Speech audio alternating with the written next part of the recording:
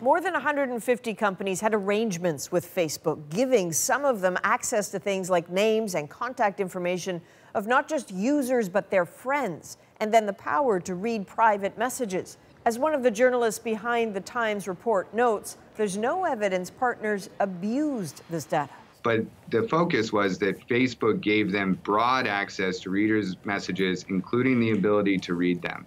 And I think that people's reaction is generally to be dismayed that Facebook has not been upfront time and time again in disclosing these types of different partnerships and special arrangements that they have with what seems to be an ever-increasing amount of companies. Facebook's response: that many of these arrangements are no longer in effect and no laws were breached. But Facebook is already facing a storm of scrutiny over privacy.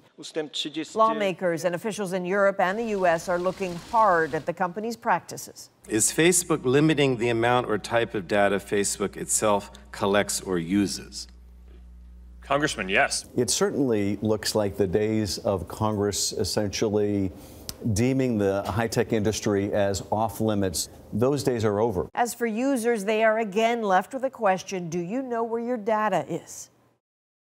So there is a lot to look at here, which is why Matt Bragg, our senior technology correspondent, is here. Matt, at its core, what's the difference between the Times revelations and what happened with Cambridge Analytica? Sure. So this isn't another breach or some fly-by-night third-party app that slipped through the cracks. Basically, Facebook was promising to give these so-called partners access to data that most developers didn't usually get. More sensitive data in some cases, regardless of a user's privacy settings or even without their consent. Now, the reason being, Facebook says, is that these companies were essentially acting as an extension of Facebook itself. And so what did they get? Well, Sony, Microsoft, Amazon, others could obtain usernames and email addresses through their friends without consent as late as 2017. And Spotify, Netflix, and the Royal Bank of Canada could read a user's private messages.